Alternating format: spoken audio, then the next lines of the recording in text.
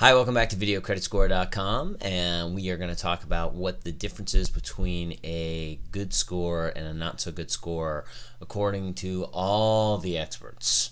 Well, it's a little hard for us to track all the experts, so let's kind of go through a few of these. Now, first thing is, there's really no one answer. I really wish I could give you just a straightforward answer and say, it's got to be this. I will say that what we recommend is that you have a 760 and above. And the reason we're choosing 760 is a couple of different reasons. One, the myfico.com website has a great chart that you'll want to check out that shows what the rate splits are by score. So that's their breakpoint. We've also talked to a number of other lenders who've had similar breakpoints in this range, and again, it can vary a few points one way or another, but we like the idea of a 760 and above in terms of having the best score. The third reason is even if somebody says that it's a 720, it's a great idea to have a little cushion. So we like to have a little cushion just in case your score takes a sudden dip one month, then you're still going to be in that really good range. So let's take a look at what some other folks are saying. And let's see, our first quote here is from Maxine Sweet. She's the head of public relations or public affairs for Experian. She says, while it's theoretically possible to score an 850, most high scores top off around 825. You can't get much higher. So that's an idea of saying what the real high score is. Probably doesn't give us a lot of guidance over sort of what's the perfect score to have to get the best rates. So let's take a look at our next one, which says there's no reason to go from a 775 to an 850 because you're still going to get the same rate. This comes from Linda Sherry, who's a spokesperson for Consumer Action, and again, she's picking a range that's a little higher than what we have at 760.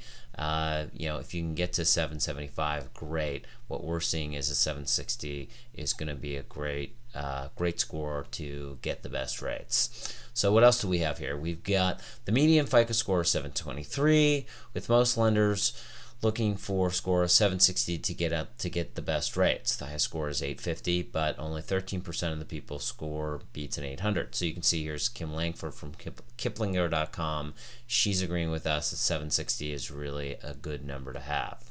So let's talk about another one. Here it says, well, whereas just a year ago, a score of roughly 680 to 720 would qualify for the best rates. For many lenders, that bar has now been raised for 720 to 750, and this is according to an article in the Wall Street Journal.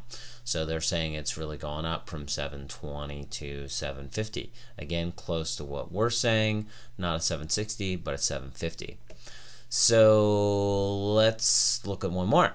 If your score is a 720, there's no real reason to raise it because lenders lump you in the same category as folks with a score of 800 or 820.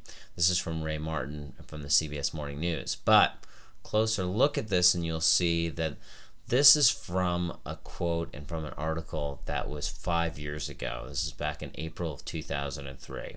So how's this changed? Well, I thought it'd be interesting to go back and look at the myfico.com website from 5 years ago and see what it looked like then versus what it looks like now. And there's a great little tool you can do this. It's called the Wayback Machine on the Internet Archive. And here are the two charts. It's really interesting. Today, they've got a break point at 760 and above. But 5 years ago, it broke at 720. So they've even changed what they consider a good score or a score break to get the best rates. So this should be great guidance for you to understand that scores have evolved over time and that you're going to need an even better score today than you needed 5 years ago to get the best rates. And with the credit crunch getting tighter and tighter, I'd expect this to continue. So keep working towards that 760 and above score. If you want to learn more about this and other topics, you know where to come. We hope to see you soon at VideoCreditScore.com.